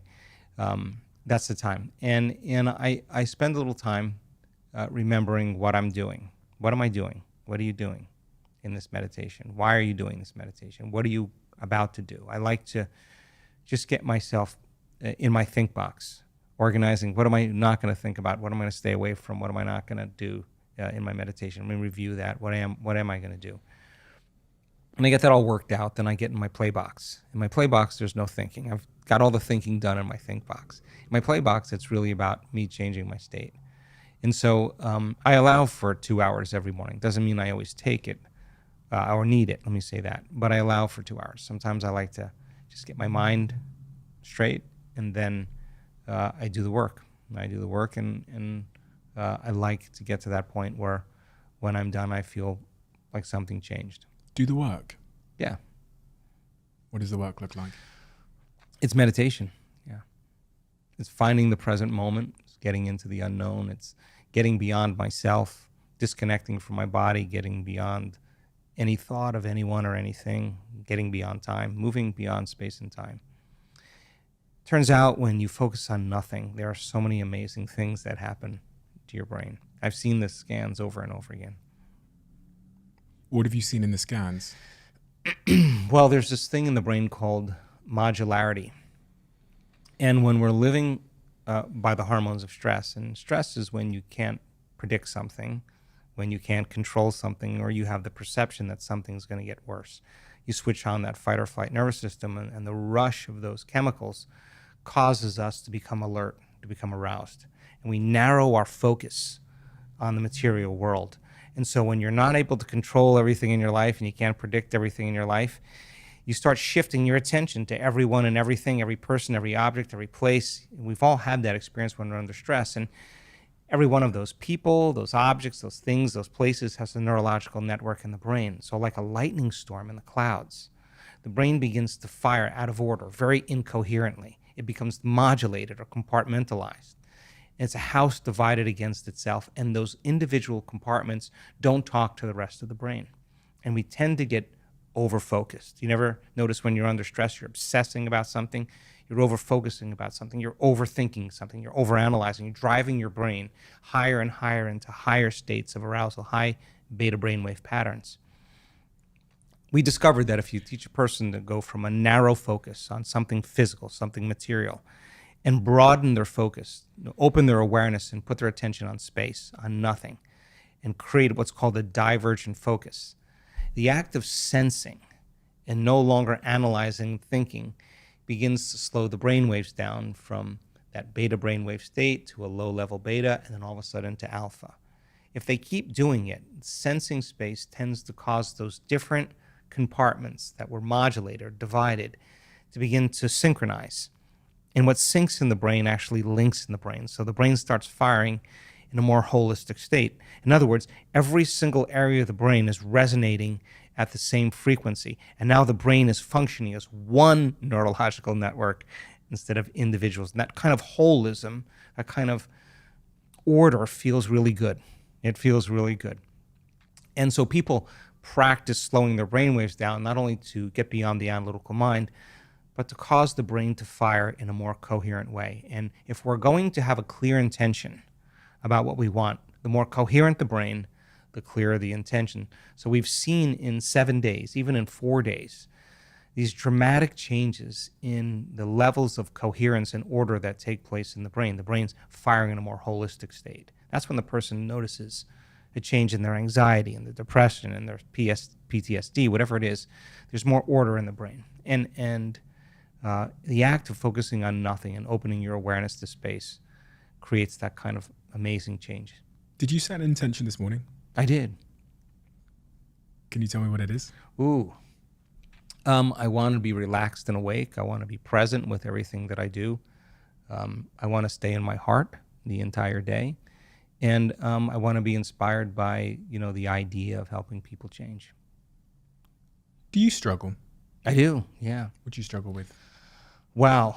I run a lot of different aspects of my company. I have events side, we have a product side, we have corporate consulting, we have 250 corporate trainers, we have a vitamin company called Biosyntropy.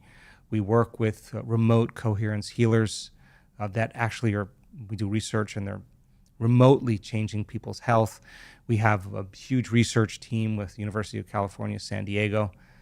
We have a lot of players on the team. We have nonprofits. What else do we have?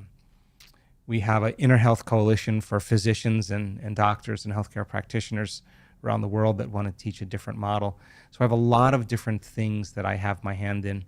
And I think, I'm creative by nature. And I like to be creative. And sometimes I have a lot of obligations in terms of making decisions for 2026, decisions about things that I need to do, documentaries, whatever it is. And I think I struggle with wanting more time for being creative. And that's kind of the fun part of my job, whether I look at the data, I see the research, and then I go, oh my God, I want to do a meditation. Now I understand how to do this meditation or teach this better. All the information that we're gathering in our research is to teach transformation better. That's why I want to close the gap between knowledge and experience. So we have billions of data points, and it's a lot of time to look through all that and to learn about it. But if I would choose to do something, I would love to study the research more, love to do more, create more meditations, teach some more unique courses. And so I think one of my challenges really is to be able to stay creative with everything I have going on in my life. I think everyone that's a high achiever always wishes they could pause time. I think we're at such a level of growth right now to just globally. I mean, our events sell out in 10 minutes, 5-10 minutes, and we have a waiting list of sometimes 10,000 people. That's a problem, and I won't give up doing live events, and I think I won't do it online. I think there's something special that happens in community, and so. I've never met someone who is so mission driven and doing so well in this department that also isn't paying a personal cost for the mission in some regard or capacity. Well, I think I've learned a few things over the years about that. And I think one of the great things, number one, is I have an amazing team. I mean, I am nothing without my team. And they're creatives, and they're cool, and they're emotionally intelligent, and they're not 9-to-5ers. They share the same mission with me. They see the same vision. They do it for the same reason. Somehow they're part of that change and transformation. And so my team is able to allow me to do something really, really unique, and that is to focus on what I love to do more than anything else. So my team is a super huge help for me. So I think that it's an important element. The other thing that I work on, I think, every day of my life is to be the example of everything that I teach. I mean, that's important for me because I want to be in the game with everybody. So when I see transformation, when I see miracles, when I see healings, when I see change, when I see poor people become rich, whatever that is, and I'm a part of that, I think it humbles me. Yeah, it really makes me more humble in seeing what's possible for human beings. And so I never want this work to be about me. I want it to be about you. I want to celebrate your story. I want to be there for that person when they open their eyes and we're blind and they're seeing for the first time. I want to be right there. I want to be there. I want to remember that moment and her joy. So for me, I work on being the example in every way that I can, and sometimes it requires a lot, extra time to do that. Yeah. What is the and then this is an interesting use of phrase because I'm saying the word cost as if it's a negative, but I think everyone that's leading a mission, whatever that might be, and they're really dedicated to that mission in the way that you are, flying around the world, continuing to do it in person, where most people, everyone knows you could just do it online and you'd probably make more money, to be honest. There's people that just have moved online post-pandemic. You're giving a level of dedication and personal investment into this mission that must, I assume, it must come at a personal cost to some degree. You make sacrifices. You have to sacrifice relationships at times. Sometimes you can't be where you want to be. But I think that the people in my life that love me understand my mission, and they respect that. Sometimes I'm on 6 different time zones in 4 weeks, and that's a lot for my body, but God, watching somebody on the stage just the other day tell the story of how she overcame trifacial neuralgia in one moment in the event. She wanted someone to chop her head off. That's how much pain she had in her face for years. One moment. She said, I have no pain. That was the first time I've not had pain in years. To me, that's worth all the lost luggage, the missed flights, the jet lag. That to me is worth more than all the gold in the world. I mean, I don't know. It's just it's so uncommon, and yet something innate in us wakes up. Something wakes up in us when we see that. We forgot.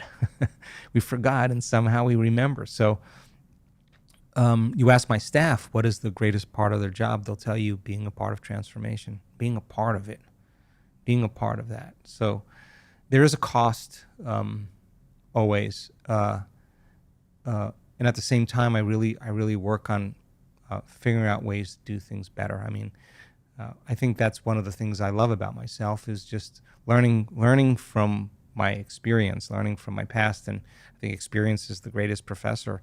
And just saying, okay, if I had another opportunity, how could we do it differently? How could we serve better? How can we make it easier? What can we do differently?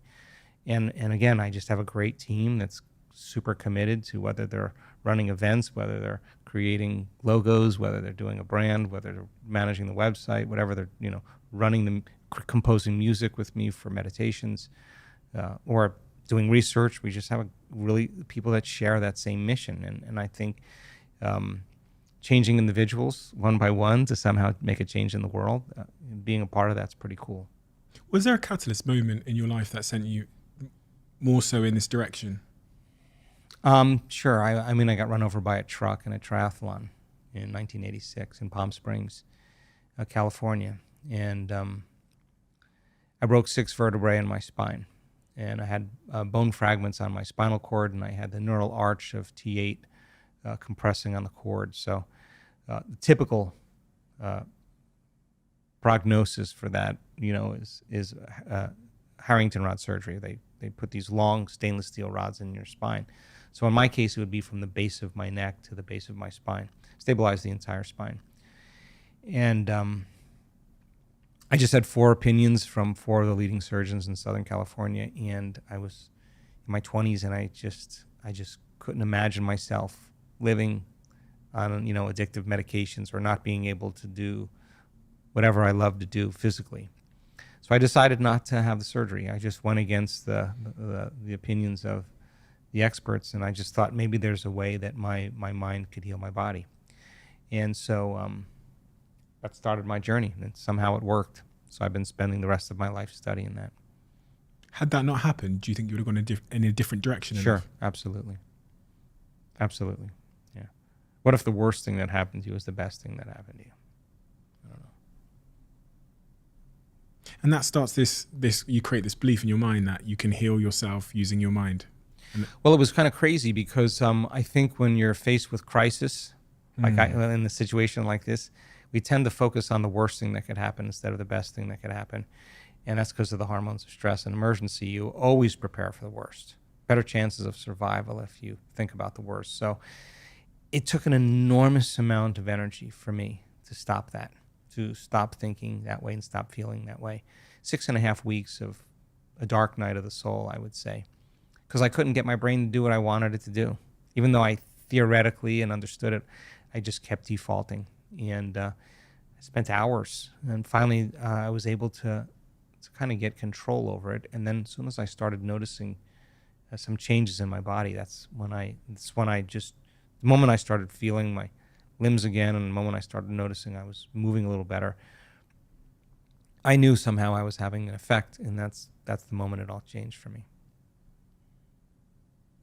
Running all these businesses, Joe, and you have such an empire of businesses and projects and people and teams all over the world, how have you managed your relationship with technology? Because technology is omnipresent in my life. Yeah. And that's why I say I get dragged out of bed by it.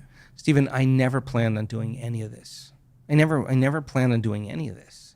I mean, all the corporate stuff just came out of a few lectures because there were CEOs and presidents of companies that urged me to create a model for change for companies and organizations. I never wanted to do that.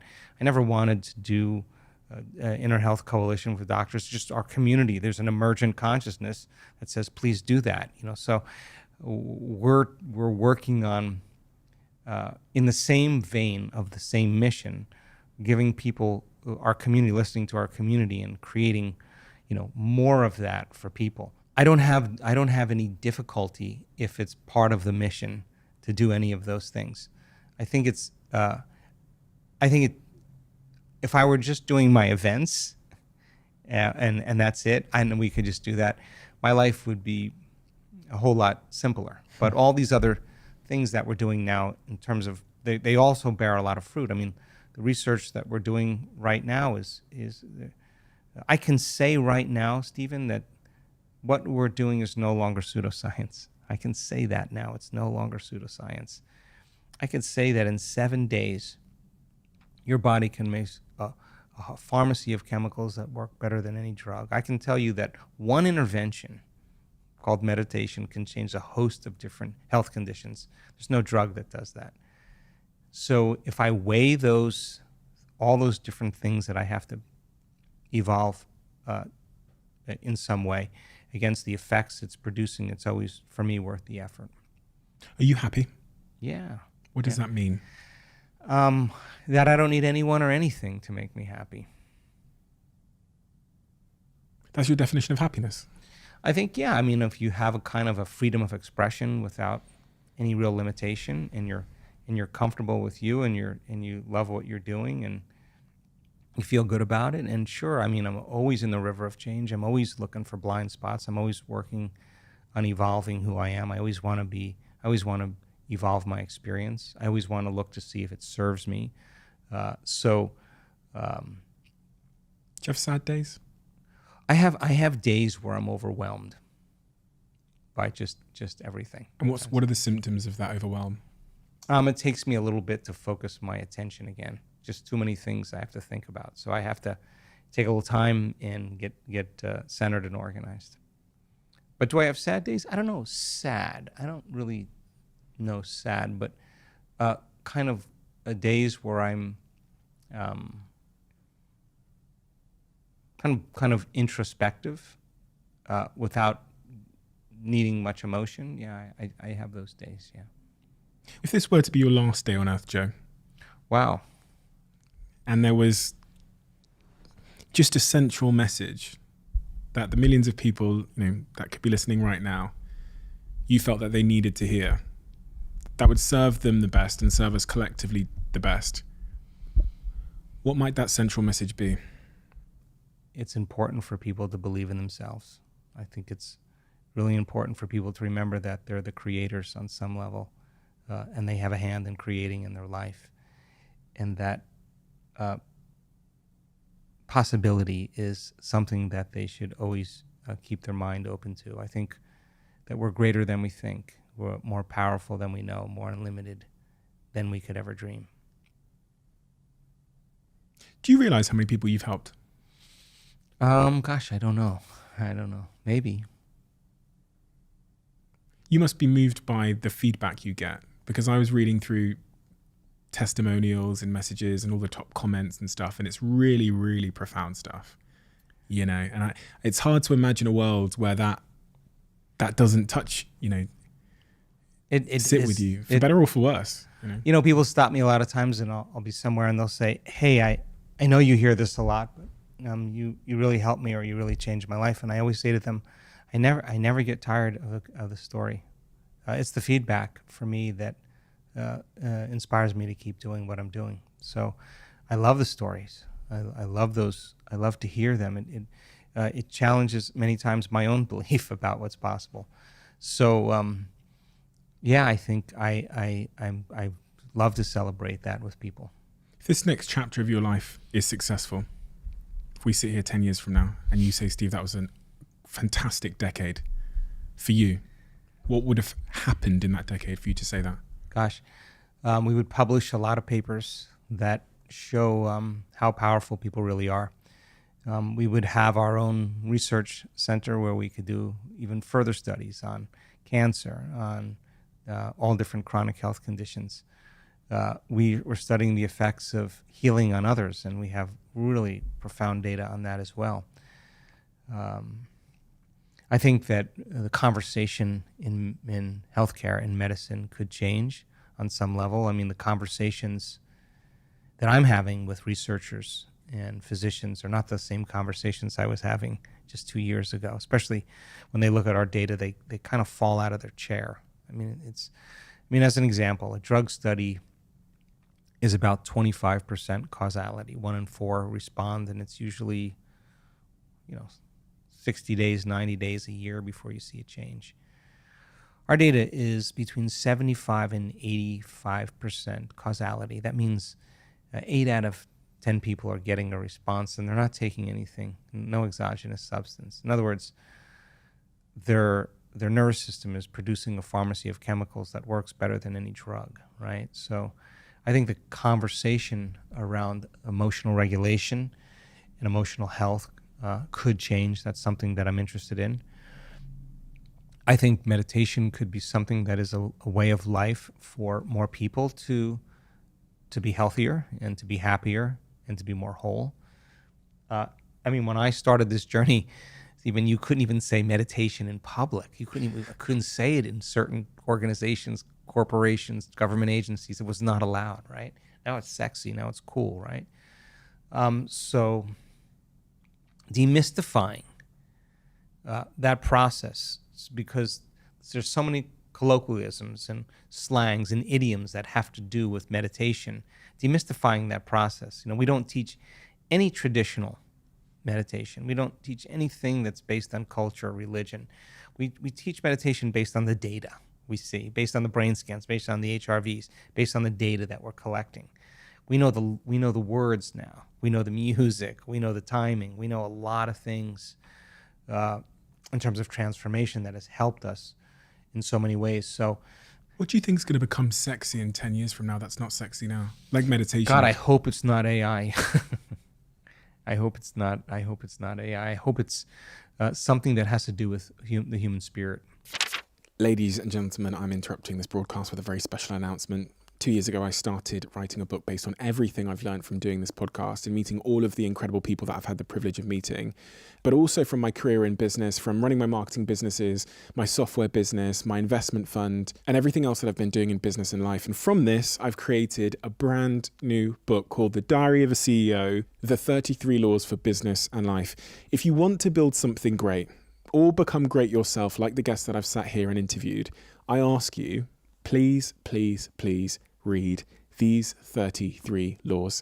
The book I always should have written. If you like this podcast, this book is for you. And it is available now in the description of this podcast below. And every single day until it's out later this month, one person that pre-orders it, that takes a picture of their pre-order, uploads it to their story on Instagram or social media and tags me, will win a gold version of this book signed by me.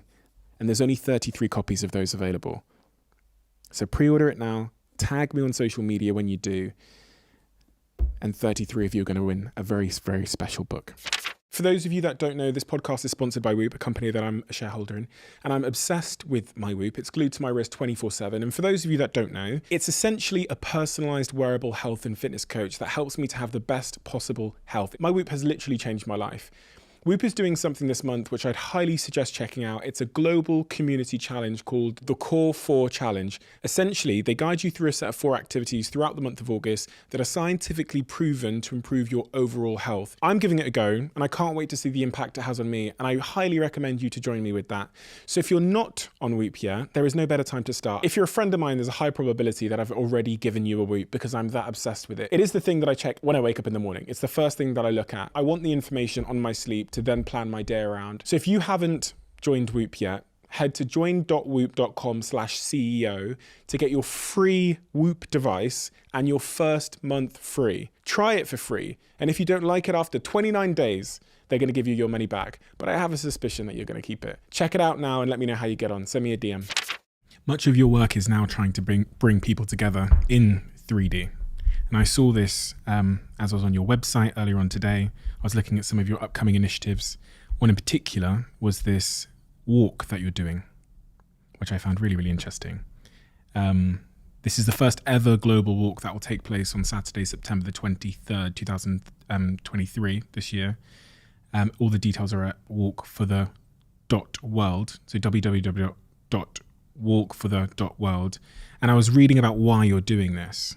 And the words community came up. The words illusion of separation came up. Yeah.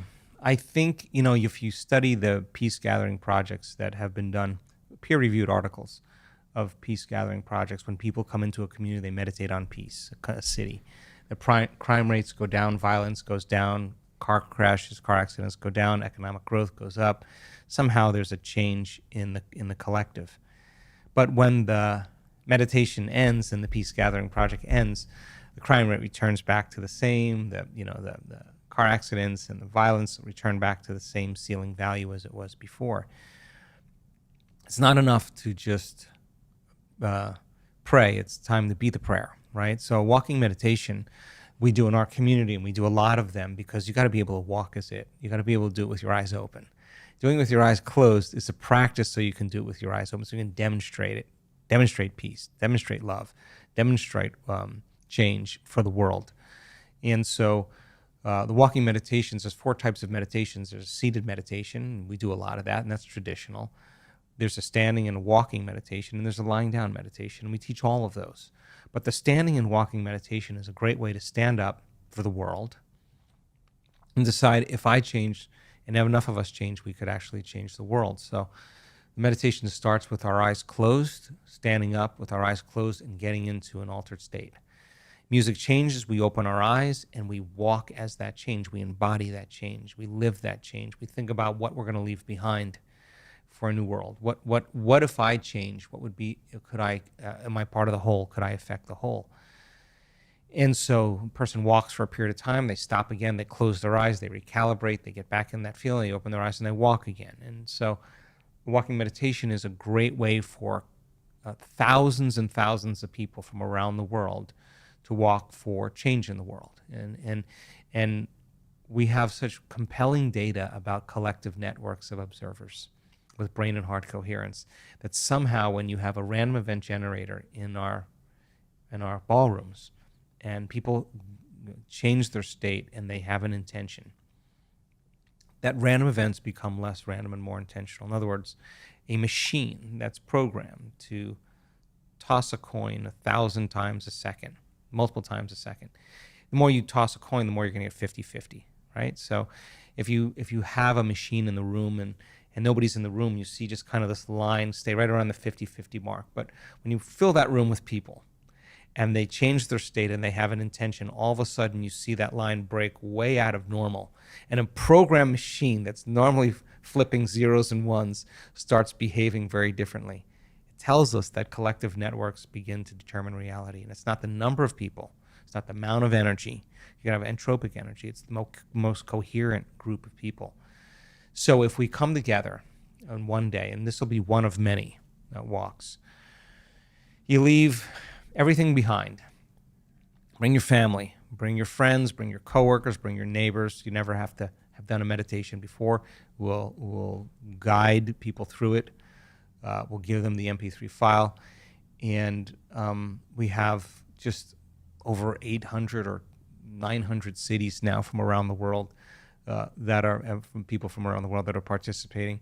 And the numbers are growing. So we don't know where it'll go, but it's our first attempt to just say, if we just can move the needle 1 degree and off that trajectory, off that timeline, just in another timeline, then it served its purpose. So yeah, we're excited about it. It's the first one, and hopefully we'll do some more. I'll put all the details below wherever you're listening to this so you can check it out. I was wondering as you were speaking, Joe, I was asking myself, you're someone that's constantly doing research and developing new ideas and hypotheses about the world and the way humans are and the way the universe is. Do there exist beliefs in your head that you're too scared to share? You mean beliefs that I have that are from experience, or beliefs that I have that are conjecturous? Either. Both. Yeah, I have a very strong belief that the probability of us seeing the truth in reality is zero. I think that we perceive less than 1% of reality. The brain is missing out on a lot of data. And I think that we should never exclude ourselves from the unknown. I think there's a whole part of the unknown self that we're unaware of that I think exists beyond linear time and space. And I do believe that it's real. And you don't know what that is? Oh, I do, yeah. Yeah, I think it's a realm beyond space and time that I think, your eye right now is perceiving a very small spectrum of frequency, a visible light. It's a very tiny slice in the electromagnetic spectrum. And that visible light, red, orange, yellow, blue, green, indigo, violet, is actually bouncing off of the slowest and most stable form of energy called matter. And that gives us this perception of separation, right? Well, that small spectrum is less than 1% of what we actually can perceive. So I think that our senses plug us into reality, into three-dimensional reality. But I think there are realities that exist beyond space and time that we're unaware of. That we can tap into? Yeah, I do. And I think there are latent systems in the brain that once activated allows the brain to transduce that energy, that frequency into profound information. Do psychedelics drugs work in that way? I think psychedelics give a person a perception of reality that's beyond three-dimensional reality. We're discovering that the nervous system makes its own pharmacy of psychedelics. In fact, we have really recent data that shows that many people that have a mystical experience in our work that have fMRIs look like they're on psilocybin. Mm. Yeah. And yet your nervous system's making that natural chemical endogenously. And how are those mystical experiences triggered? I'll give you the short version. Mm-hmm. There's a tiny little gland in the back of your brain called the pineal gland. And the pineal gland has tiny little crystals inside of it that are stacked up on top of each other, rhombohedron in shape. And that little tiny gland acts like a radio receiver for electromagnetic frequencies. And when those crystals can become activated, like a radio receiver, they can pick up frequencies that are beyond your senses, the quantum. And they can transduce, it's called a transducer, it can transduce that frequency like a TV antenna into profound imagery, a very full-on sensory experience without your senses. Interesting. Explains a lot. Explains a lot. My girlfriend always talks to me about the pineal gland and DMT and, and the power of everything you've just described. I just want to remain open-minded, because being closed-minded at any point in my life is not conducive with progress and growth. So my desire in doing this podcast generally is just to learn from people that have new perspectives on the nature of the world, and to remain humble in the fact that I know very little. So what you said at the end there about us almost knowing zero about the nature of true reality, or whatever that might mean, I do believe that I know very little about the true nature of reality, and my senses have deceived me, whether it's in psychedelic states or other states. So I'm very aware how the fragility of this experience, or whether truth is what I think it is. Yeah. Well, I think it only takes one mystical moment, one transcendental moment, for us to realize that we're missing out on a little bit of reality. We have a closing tradition on this podcast where the last guest leaves a question for the next guest without knowing who they're leaving a question for. If you were made president of this country, and you had to implement laws that would make our lives better, what would you do and why?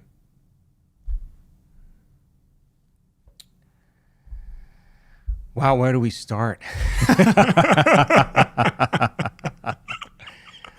Oh, boy. I would consider education to be a much bigger priority for both people that teach, that they're rewarded in a better way, and the educational system to be more Socratic and more stimulating for people to question and to have healthy debates. I think that's great. I would consider looking at the medical model a little bit more and really look to see if healthcare is really helping people in this country. I would find ways to unify different sects or different organizations, or bring them together, bring them to the middle in some way. I think standing up for principles instead of politics is a really healthy thing to do. I'd probably try to figure out a way to reduce the debt, to end war, to find ways that we could coexist with other countries. I'd certainly think a lot about artificial intelligence and decide if it was really, really healthy for human beings. I would encourage, in many ways, different religions to come together and find ways to get along.